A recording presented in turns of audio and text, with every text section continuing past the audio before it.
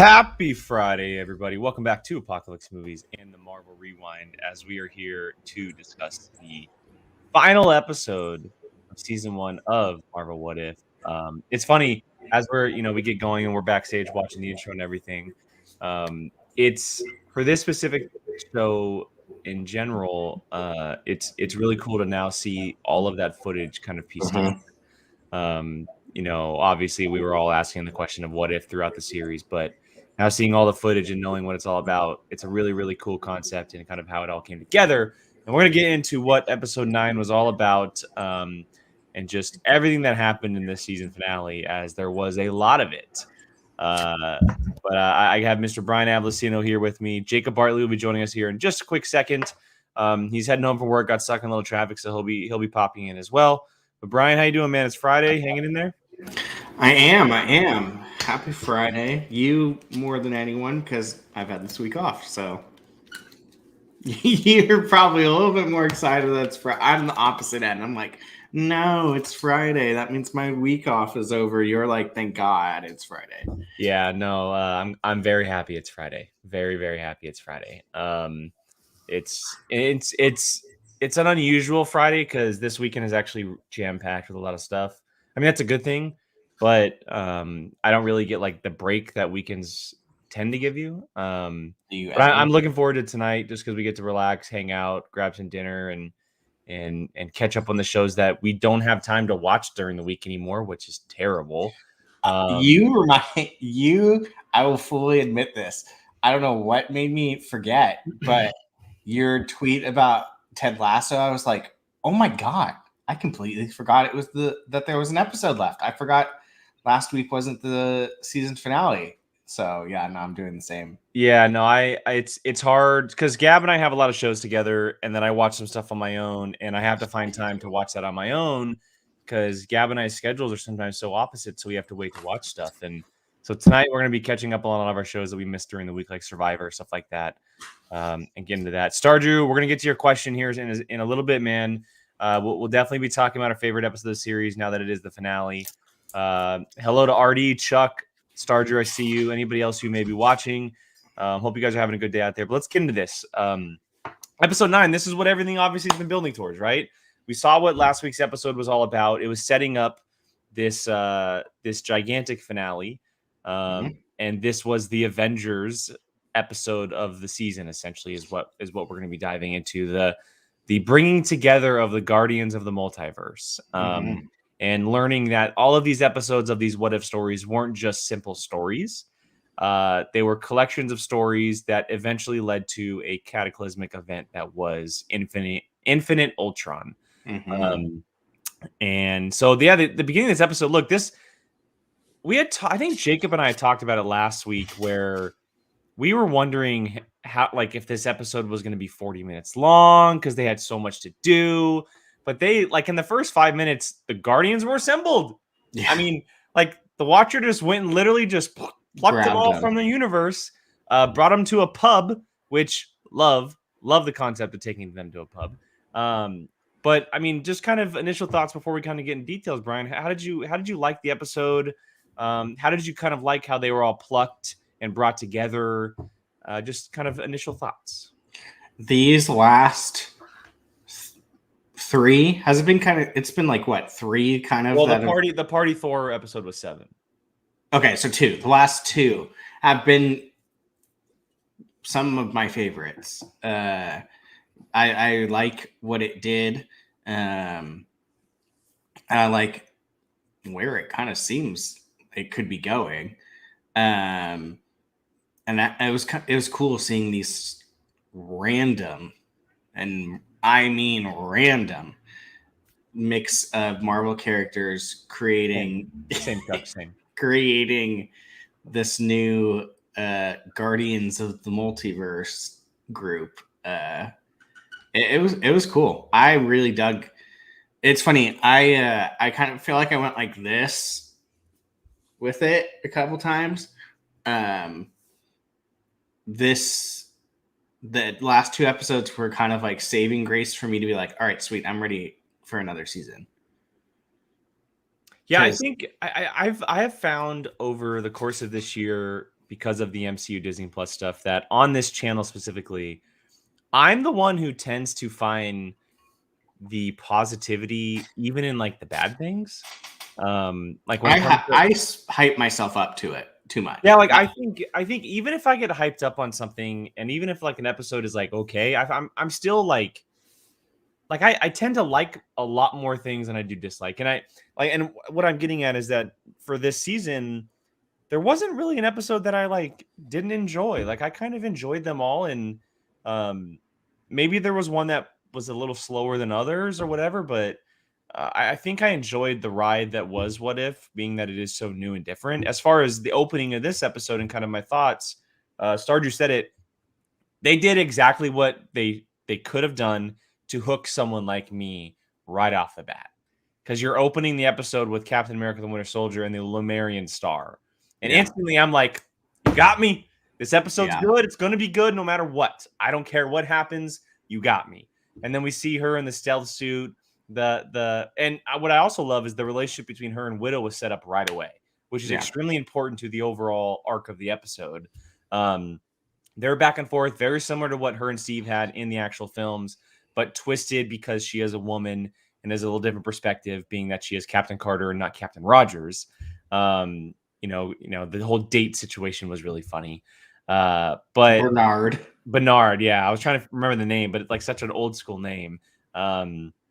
But as far as the episode goes, like I agree with you. I think the last two, and it's a typical Marvel thing. We like stuff a little bit more when it's connected, when it makes sense together, right? And these last two were literally one giant episode together. It all stays connected. You could watch them back to back, or even edit them together, and it'd be totally fine. But I struggle. I think I'm gonna have to go back and watch them all. But I think that this might be my either first or second favorite episode, which is rivaling the first episode with Captain Carter. See, for me, number one has been my clear favorite the whole entire way through. Yeah, it's an interesting conversation. I'm sure we'll have it at some point. Maybe after like a week or two, kind of digesting everything, maybe even giving it another watch or so.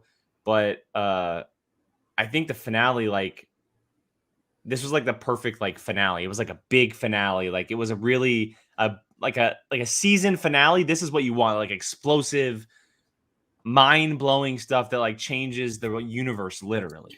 So the thing that I appreciate watching this whole episode or series is everything seems to be so thought out. Like things weren't done just to do it, which is the Marvel way. They really, Chuck, you have no idea. I mean, I think they knew going into this, like people would want her immediately because there's a reason why she's voicing her. Yeah, she has just been amazing in every single thing that she's done. Like that character, it's like one of my favorites, including live action. And I know Jake, you're the same way. Her story and just everything that has been written, like they just doing such a great job. And I want to say I saw a lot of people after they watched the whole season being like, the zombie episode was so pointless. It was literally just made so that way they can drop like how they fell out of the sky. And I was like, no, they did it because like they knew that they would never do a live action Marvel zombies because it's Disney and it's too gory, but they're still trying to like appease that niche that people wanted of Marvel zombies. And I mean, not everything needs to be so importantly connected. I mean, this show was clearly connected, but like, yeah, the zombie episode didn't have like the biggest impact on the series, but they're still appeasing like certain nerd things, like us wanting to see Marvel zombies, and this is the best way that they could do it, being under Disney's banner. So but yeah, no, Captain Carter they need to figure out a way to get that live action. Maybe Well, even scrap Captain Britain and somehow figure out a way to bring her. Well, before we move on and start talking about the episode of detail here, we do have our third member here, our third party member. He is finally here. And a little bit of a brighter situation here, too. What's up, man? What's going on? Not much. I am working on a new background right now, so my lighting's a little off. But you have a lot of colored shoes. Look at those pink shoes. I do. Those are all my Vans. I have almost every color of the solid Vans. So for all of you watching, this is what's being called. You've been seen officially by all the viewers. They now know what kind of shoes you wear, Bartley. Yes, so that is very true. Wait, do you have orange ones? I don't. That would be really cool, though. I have to order them online. They don't have them in store, but that would be really cool.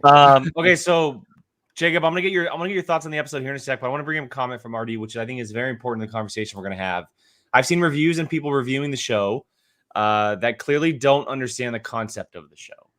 I think that's very, very big in that in this show specifically. Just the creativity and different style they're going for. I don't think people really get it. I really don't think people. I haven't read any of those, but I could see that, because there's people who review everything that comes out and aren't necessarily heavy into the MCU, right? So they're just reviewing this as a casual show when you got to kind of understand it to fully get it, I think. All right, Bartley. So thoughts, initial reaction quickly here before we kind of dive into some details on this final episode. Yeah, honestly, you mentioned it earlier, Jake, but this was a great finale. Like a lot of times we're upset with finales because they don't, like, we wanted more. Like this gave us everything we could have possibly wanted and more. And look, I will say it moved very quickly, obviously. Like there's no breaks in this episode, but that's okay. Look, it's an animated show. They had little over 30 minutes to get it done. They told the story they wanted to tell, moved very fast, but very satisfying ending to the season, I think. All right. So before we get into details, we actually have one more person who has crashed the party. It's an Apocalypse party here on Friday. Mr. Grey Goose Jedi himself. Everybody's showing up. What up? What's up, guys? I just finished the finale. Yeah. You're fine. Well, Gio, before we get into details, just like I did with Jacob, initial quick reactions before we can kind of get into some specifics on this episode. Go.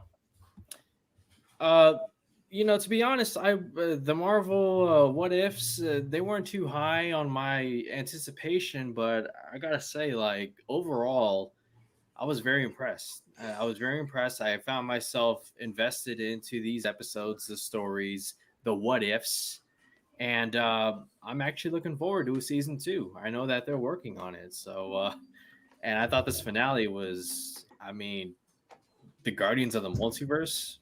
Wow, dope. I didn't even think of that name. So yeah, I'm impressed. So the first, probably I'm skimming through the episode as I'm going. Ultron shows up about the 11th minute mark in the episode. So the first 10 minutes or so is basically the Watcher explaining to the Guardian, hey, this is what's happening. This is why we need you guys.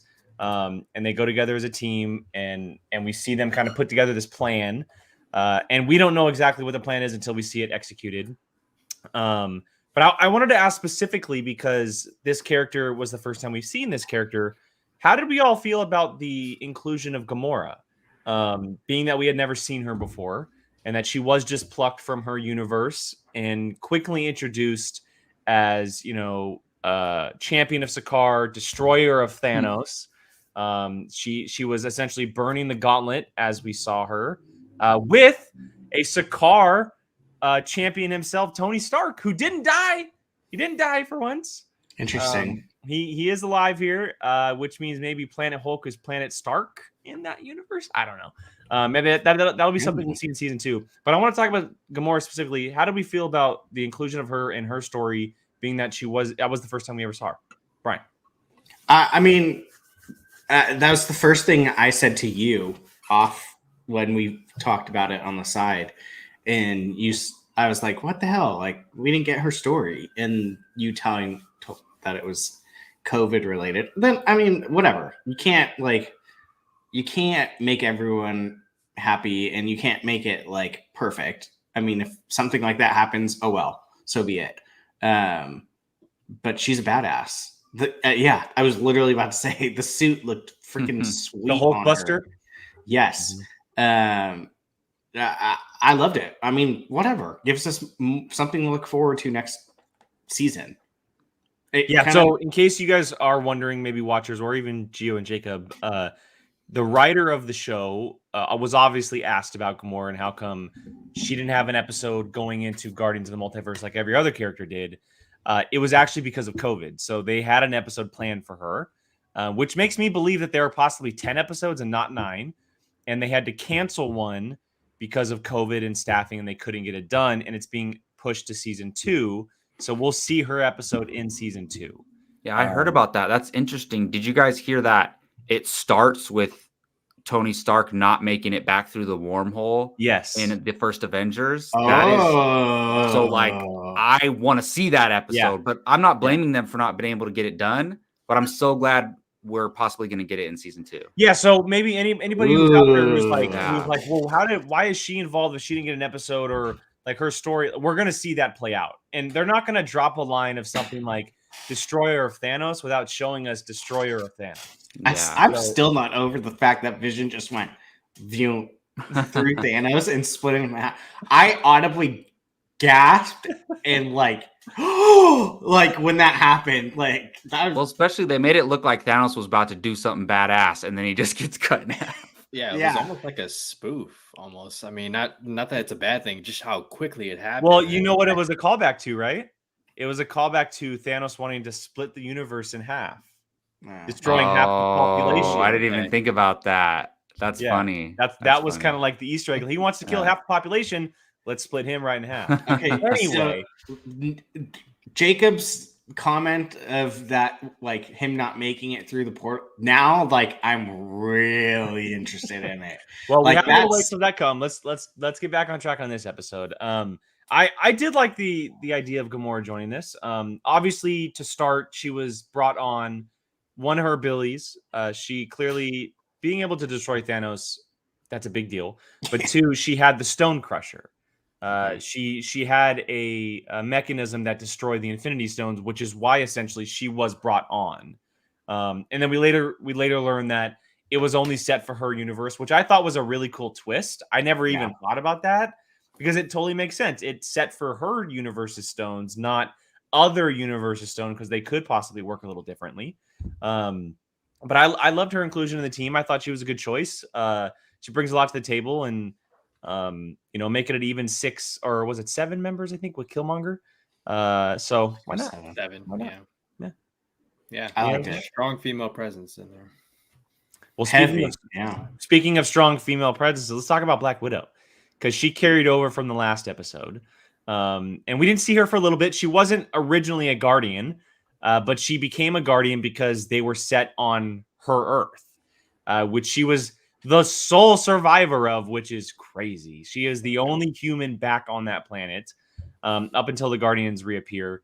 And she joins the fight just randomly. She sees them fight, and she fights her way in. And then she has that great moment with the arrow and Arnim Zola, which kind of puts everything to rest there. This one's for you, Clint. Pulling at the heartstrings. With the motorbike and everything like that. What do we think about Black Widow? And of course, I got to mention her team up with Captain Carter and the Shield. It's like really cool. Bravo. Yeah. Right. I'm sure you immediately went, oh, like when you saw the. I gasped, and I made a GIF instantly. I found it on YouTube, and I made myself a GIF. I'm going to watch that over and over. That's again. cool. Yeah. I love catching little things that, like, immediately, and you're like, they did this episode so well. They really did. Jacob, Gio, what are we thinking about Black Widow? Oh, well, I love what they've done with Widow and throughout the series overall, but especially this version. And shout out to Lake Bell. She is an amazing voice actor. She does Poison Ivy on the Harley Quinn show. She's doing a great job That's as who it of is. good. Black Widow, especially she captures that like sarcasm that Natasha has. Well, it's the dry perfectly. humor and the raspy Exactly. voice is what She does such a good job at that. Mhm. And we talked about her in the last episode. Like this, I think she's a huge part of this, and her inclusion, and it gives it a lot of heart. And the fact that she was the only survivor of literally this version of Earth is crazy. And her whole story arc with Clint, and without her, I mean, ultimately, without her, they don't defeat her. Without a few of them, they don't solve the problem. But yeah, I loved her, and especially the conclusion they had with her character was beautiful. Loved Yeah, it. I love the callback to episode 3, where we saw that episode ended with Nick Fury de-icing Cap's Mhm. shield, and then obviously the call to Captain Marvel, and it was really cool to see a newly defrosted Captain America fighting alongside Captain Marvel, which is what we never really saw in the actual MCU. And then you throw in a Black Widow on top. I'm like, yes. And there's so Yeah, much it's a good fan one. service in this. Sorry, Gio. No, you can go ahead. I was just gonna say they do so much fan service in this in the best way. Well, Like, you can. You have the ability Yeah. to, because it's literally called What If. Like, why not? yeah. Go ahead, Gio. Oh, that's and to Chuck's point with the Zola face and the robot right there. Boom, that's like right in the comics. So I mean, yeah, take That's advantage. the of the ultimate opportunity. fan service, right? Yeah. Good call. Yeah. Good call. Yeah, but regarding Black Widow, I love that she was like, this is for you, Clint, and just like perfect. Like Hawkeye would be so proud of her accuracy just from a distance in the middle of the air, like For But real. also, That's like On a bike. on a bike. on a You're bike in the air. Like, middle of battle.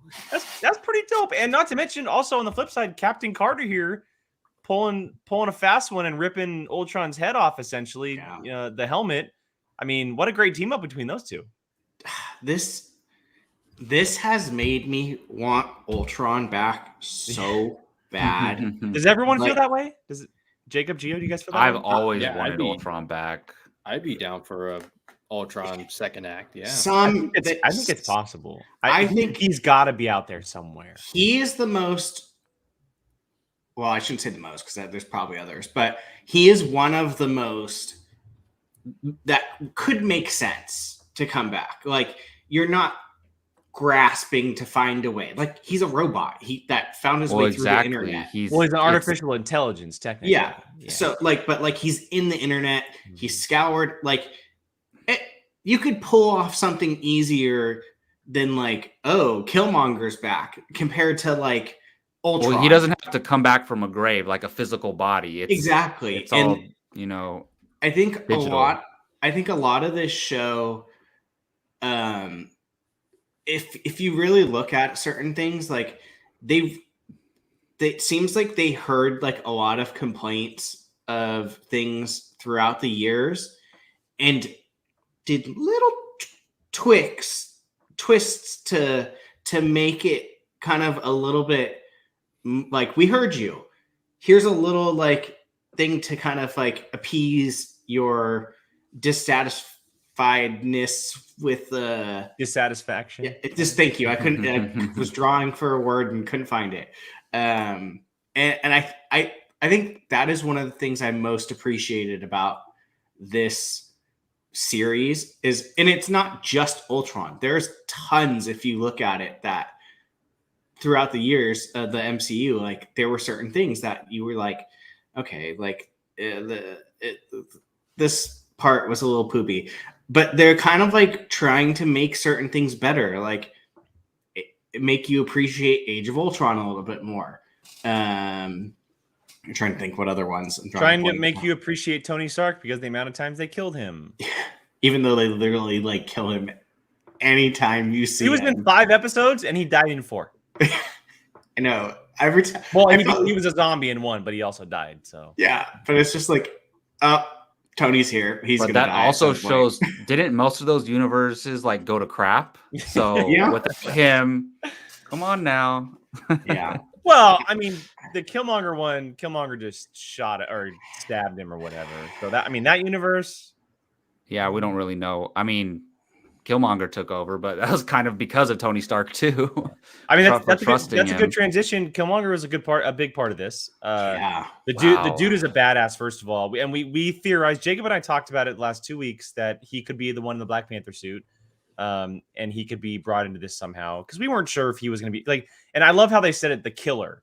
You're a killer, and that's what we needed. We needed someone who would take the hard punches when necessary. Essentially, he's got the vibranium, and right off the bat, you can see that he is completely enamored by the fact of these Ultron bots, right? And what they can do. Because we saw in his episode, Power. He's essentially trying to create what Ultron bots are. Artificial intelligence, very powerful bots. And these Ultron bots are up to the highest of standards. And through all the fighting, which is really cool, we saw a lot of cool moments. Very interesting dynamic between him and T'Challa, being that he's not his T'Challa, right? A little different there. But towards the end, we see that he takes the stones, he puts on the armor, he wants to right all the wrongs that Ultron did, essentially turn the universe back. But the Guardians of the Multiverse are basically saying, we can't do this. This isn't something that we can do. And we see him in a complete just fight at the end. And I'm forgetting, who was he fighting with at the very end? Ultron. It was Ultron. Zola. Right? It was Arnim Zola. Zola. It was Zola. In Ultron's body. Yeah. Zola and Ultron. And then they're put inside a dimension, which looks like a little crystal ball, and it looks like a snow globe. Like you should just Strange shake it. Supreme has to watch over him for eternity, essentially. And so that Killmonger is no longer part of his universe, but he has the stones on. If he were to ever break out, that's not good. I think the stones ended up in Zola. He takes them back before. He takes them back before, and then they close that ball. And that's crazy to me because you have these two very potentially dangerous and powerful beings just sitting there. Like, that's pretty dangerous and leaves potential. And the guy who has them, we can't necessarily trust either. We can't trust him at all. I mean, so that is one thing that did he put him back into his little purple glass ball, wherever Strange Supreme was? No, Strange Supreme just has him. I'm talking about where's Strange Supreme now. He went back to where he was, right? He went back. Oh, I don't know. They didn't really say. Well, because Jake and I, we talked about it last week, how like we were wondering if that guy ever got out, how, and we thought, oh, this is how, like the Watcher takes him out and then afterwards he's free. But it looks like he went back to wherever he was left to just be for eternity alone. I think he's back in that place. Well, so we're getting into a whole bigger thing here, but this is obviously opening the door of how he could possibly be the Strange in No Way Home, right? Yeah, because he now has access to the multiverse. He knows how it works. He has seen it all. Maybe, but I feel like the dude did good. Like he did. That was kind of the thing that my biggest, not gripe, but like the biggest thing that left me most confused, because he in his episode did not seem like a good person. Like, but at the very end, he and plus he has all these like demonic entities in him. Bro, he went full devil mode. Yeah, and then like full devil mode. Now he's doing good, but at the same time, it was kind of not evil as it was like he was just like tortured. Like that was the only like thing that I was kind of just not. It wasn't like a negative. I was just more kind of like, can someone give me some clarification on like what's going on with him? Like, what choice did he have? In my opinion, like the Watcher shows up and he's like, I need your help. What is he gonna do? Just sit there and be bored, or go do this? You know, like I just feel like he didn't have a choice, you know? Yeah. But you're right, he did have he regretted what he did at the end of his episode.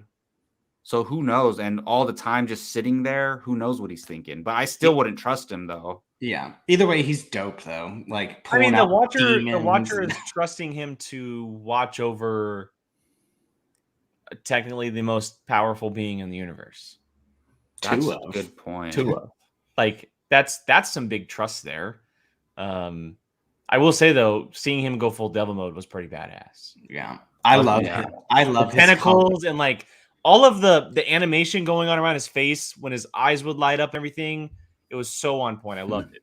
I love the colors of it, just like his like purple and gold and like evil looking. They did this show so well. Like you could tell it seems like they put like the time into this. Like it wasn't just going to be like, we're going to make an animated show. Like they clearly put the time and effort into it. Well, no, this is definitely a part of the MCU, so it's just in a different form. It's animated, but Yeah. it's still in the MCU, like it exists, part of it. So Yeah. I can't wait to see what they do next. They can literally do anything. That's the thing. Well, that's I'm cool. curious. It's kind of staying in line with the episode here, and this moves into the next thing that we could possibly see from this. I want one answer from everyone. Well, technically it's two because it's 2 questions, but one from each of you. Do you think someone will pop up in Multiverse of Madness from this show? And if so, who? And it could be a no. It could be a no that That's nobody a tough pops decision. up. But if you do think someone will, who do you think would most likely? I mean, it's hard not to say Strange Supreme. I mean, obviously because Doctor Strange is in the movie, and he's already there. That's not hard to say. I know Chuck said that's not Dark Strange in No Way Home. I'm asking Multiverse of Madness, not Spider-Man. You're right. Doctor Strange too. Doctor Strange. Well, too. yeah, even same thing. Obviously, same logic applies. I would say so. Or, I mean, I guess that's an easy one, right? I mean, we should exclude him because that's let's exclude Strange Supreme. The easy one would be the Watcher shows up in Multiverse of Madness. That's true. Great Could you imagine seeing a live action Watcher voiced by Jeffrey Wright and him playing him? I mean, we've technically seen one. I'm already expecting. Well, yeah, but he looked terrible. He's going to be in DC and Marvel next year. I'm curious. I'm banking on that. Like he's going to appear in the MCU. That's how Gio. It's funny. I didn't even think about that, and it's the most obvious choice. Oh, yeah, it is. Yeah. So it just makes me think where all the characters end up and who's most likely to appear. I honestly want to see Eric Killmonger again. And with this show, look, some people complain, with the multiverse, like anybody can just come back because you pull a different version of those characters from different multiverse. Whatever. It is what it is. Like, we just got to accept that. It's a fair criticism. Then it opens the door to opportunities now. Now we can have a Killmonger back. I don't think they ever should bring him back and make him good. Let him be the bad, evil guy that he is and bring him back. And it could be this version that we saw. So I don't know if he'd appeared in Multiverse of Madness, but I guess, I mean, who knows? Because Strange Supreme was with him, technically watching over him. So I'm going to go with that version of Eric Killmonger, which would be pretty terrifying. I like this idea, and this Strange Supreme helping Wanda against Strange in Multiverse of Madness. Maybe Strange Supreme senses her dark magic and her searching for her dead children, and that's how he gets involved. And maybe we see two Doctor Strange. Out. We see two Stranges together fighting each other. What? That could be crazy. But that'd be a lot of magic happening. Real. It'd be a lot of magic. She could be the one to release. Yeah, like what if he can make her kids real essentially because he has all these demonic abilities, right? And she's dealing with the Darkhold, like it's like some Palpatine shit. Yeah, I mean I could definitely see that. Honestly, like he could be the one sending out the "Mom, come help me," that she supposedly heard at the end of WandaVision. Like that's definitely a possibility. Yeah. But I mean, we know Wanda's in the movie. Zombie Wanda. Hold on. Okay, I just had something pop in my head though. Quick second. Because we've talked about Wanda, and we're getting off topic of what the show is, but whatever. We know that Wanda's searching for her children. Is she gonna pull children from a different universe? That's the only way, right? No, because her children are still alive in her. They were world. never real, Brian. Yeah. See, now when I think the bubble they went were away. real. I don't. They weren't though. You They- and I've had this back and forth for a while. But now, I think now they with this, were real. now with this whole multiverse thing, is she gonna pull them from a different universe? I'm gonna say no because I think they are real. What if in the other universe that Wanda Maximoff is dead and those kids are without parents? So And they're already teenagers, and they're already their superhero alter egos, and not actually the kids anymore. It's very They're- possible. We talked about it on the WandaVision finale. We never saw when the wall, whatever it was, the bubble came down. We never saw them technically disappear or die or anything. We speculated that, like, we talked about this on the finale. It was implied they're not going to show kids being no, killed. but we actually talked about this. That we said, I think Gio who and I are knows on the what same page happened? here. We're on the same Maybe page. Wiccans may be powerful enough to get them out of there. Maybe somebody else showed up and took them. We don't know what happened. They Well, didn't show it for a I think reason. Wiccan's abilities are definitely going to come into play. But I mean, bro, they died. They died in that episode. That's the same argument I with, don't with believe they Ultron didn't show at it. the end of Age of Ultron. They're alive. They might be alive, but they disappeared at the end of WandaVision. They 100% disappeared. You can't tell me they didn't disappear. Yeah, they're probably trapped in some realm Agatha put them in or something. Like, And if they don't, that takes away from the WandaVision finale, in my opinion. So I would agree with that. Well, all right, they were fake from the beginning, right? So they were fake. That means they couldn't exist in any other universe because, like, she just created them in this bubble thing. Like, No. oh my god. No. Gio, go ahead. okay, what? The Watcher said, or somebody in this episode said, the universes are the same, only a little bit different. So, I mean, that's what came in my mind. It's like they could exist in another universe. There's 100% a universe where Wanda actually had kids. There's 100%. Okay, but what I'm universe where that saying happened. is that, like, everything that she created inside her little bubble was fake, right? What did we call it? The hex? the Hex. Everything she created was fake. So if that happened, if the events in WandaVision happened in another universe, her kids would also be fake in that universe. No. So But unless I'm because look, the hex, unless the hex is still up in those universes, they can't come out of the hex. I'm The saying kids. that she gave birth to kids and there was no Hex. I'm saying she just had kids. So she her actual normally- biological kids that come out of her are these same kids that she fake created inside the hex. Yeah, it's a coincidence. There's Why? like 1,000 In universes. every universe, Howard Stark names his kid Tony. Why can't she I'm just have her saying, kids in like- in other universes? I don't know. It You know wouldn't how make fine sense to Elizabeth me. Olsen is, You bro? all can fight, but they're literally alive and that they're just chilling somewhere. Brian's so sure about that. Yeah. Hey, Brian, I'm closer on your side, man. Come on. Thank you. All right. Well, back to What If. Any final thoughts on the finale? Anything you guys want to bring up before we kind of head out of here? How about this? A favorite moment from the episode? Well, did you want to quickly hit that post credit? Oh yeah, we can talk about the post credit scene very quick. We saw Peggy Carter with her Black Widow in a Kingdom of the Crystal Skull style warehouse. Oh my god, this guy. Which that's 100% an Easter egg for Indiana Jones, 100%. And she's like, "Hey, I gotta show you something. We found something. I gotta show you."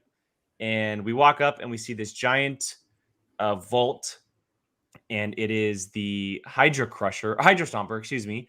And Black Widow goes, "There's a body in there." I'm like, "There's a body in there? What the hell?" Steve Rogers, baby. He's back and kicking, gonna come back at some point. That's why I bought this little pop figure. You can't get over Oh, nice. right there.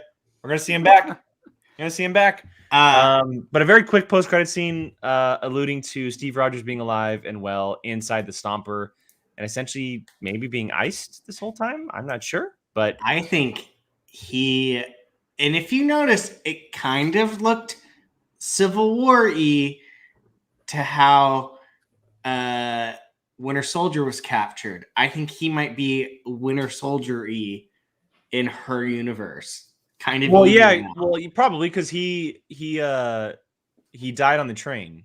Didn't he? He died on the train, right? No, he came back. He was still alive after that. Oh, he Yeah, came he back came after that. back. You're right. Yeah. Right. But He survived, but she went away. he supposed like we didn't see what happened to him. She Oh, went through the that's portal, right. Yeah. Oh, That's yeah. right. So she thought Yeah. he died of old age or something, you know? That's right. That's right. That's right. Yeah. Maybe he put himself in like stasis. No, that was or cool. something. I thought that was really cool. Possibility to see the, skinny, small Steve again. But also, I love the interaction between Widow and Same. Captain Carter. Like it's animated, but they had good chemistry. Those two characters. I need a live action movie of Widow and Captain Carter from a separate universe. Shit. I They need it. have I to need make it. They have to find a way to make her live action. Literally, this is what you can do to me. Rehire Joan Anthony Russo and make the Winter Soldier movie all over again, but make it Captain Carter. Jesus. That's all I need. She was just is Steve the Winter Soldier in Steve this? is the Winter Soldier. Oh my goodness. Yes. That would be Steve is the Winter crazy. Soldier. 150%. Do it now. Make it they like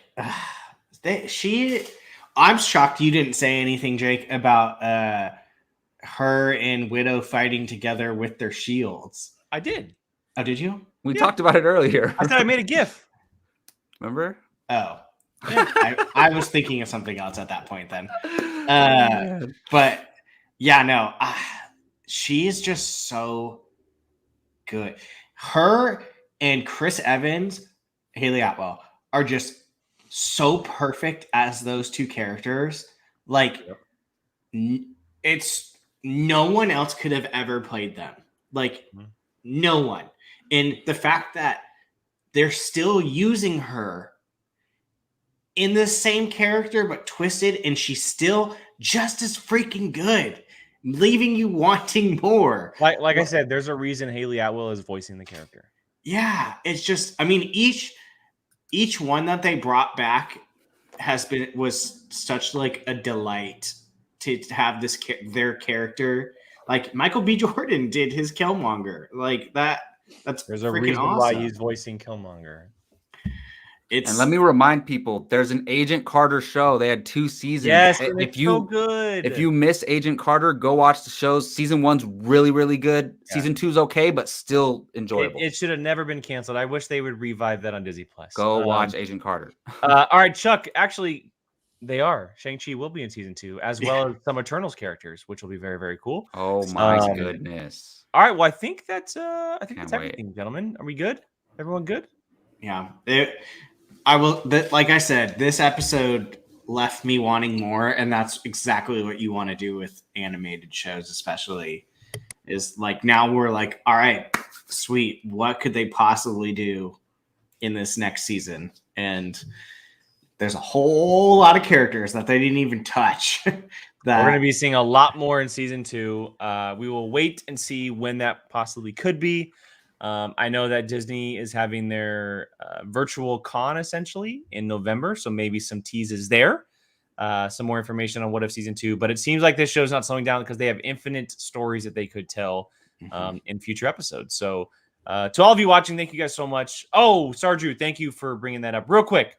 Favorite episode. Go. Everyone. Number 1. Okay. I'm going to go... I'm going to go the T'Challa Yondu episode. Oh, that's a good one too. That was episode 2, so that was a close. Okay. Mine is what if Doctor Strange lost his heart instead of his hands? That's a good Yeah. one. That is my Good. favorite episode. I was going to say that one too, but it's so tragic. I know, and I guess I just like pain. This guy. Yeah, mine is what if Captain Carter was the first Avenger? Duh, easy. It's a good one. I'm a sucker for Captain Carter. So Yeah. All right, everyone. Thank you guys so much for watching. Hopefully you guys have a great weekend. What If will be on, I guess you can call it hiatus until Hawkeye arrives. We'll be Rewind. Marvel Rewind. Not What What did I If. say? You said what if? Did I say what if? Oh, Yeah. All right. It Marvel feels like that's the name Rewind. of our show. Marvel Rewind will be on hiatus until Hawkeye in November, where we'll come back to review Hawkeye each and every episode. Not that long. It's not that long. It's like a month. We'll be away for about a month or so. We might jump on for a little preview of Hawkeye and maybe even overall season review of What If we want to, What If we want to talk about it ever again. Too many names, damn it. This is Marvel Rewind. We'll catch you guys later. Bye.